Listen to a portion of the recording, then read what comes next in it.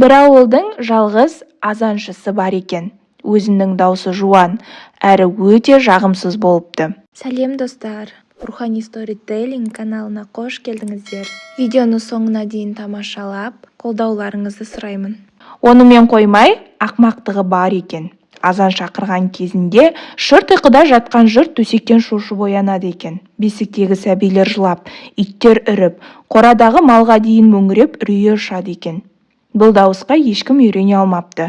Шыдамы таусылған жұрт оған ақша жинап беріп, басқа жаққа көшуін өтініп сұрайды.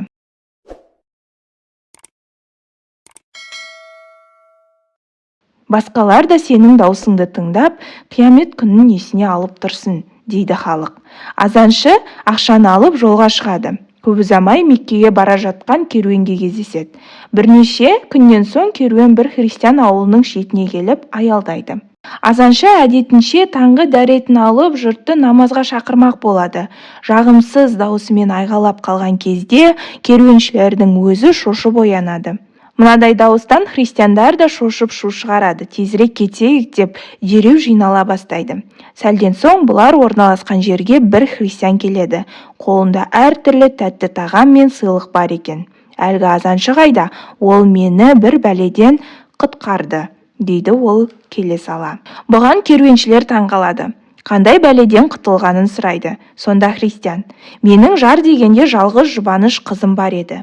Неге екенін қайдам, ол соңғы кезде мұсылман дініне қызығып, христиан ілімнен бас тартқалы жүр еді. Не уәж айтсам да сөз ұқпай қойды. Күнде Құдайға сыйынып, қызымды ниетінен айнытуды тіледім. Сол дұғам қабыл болды ма? Қайдам, бүгін таңда азаншының айғайы естілді. Сол кезде қызым ұйқыдан шошып оянып, мынау не деген оңбаған дауыс, кім айғалап жатқан деп сұрады.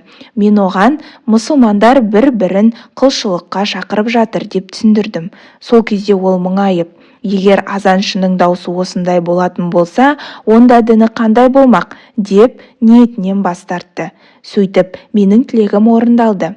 Әттең, мен патша болсам, азаншының аузын алтынға толтырар едім, депті. Есектің даусы бұлбұлға қарағанда жуан шығады, бірақ оны ешкім тыңдамайды. Жұрт тыңдасын десең, жұмсақ сөйле, үнің сылдырап, аққан бұлақтай жағымды келсін.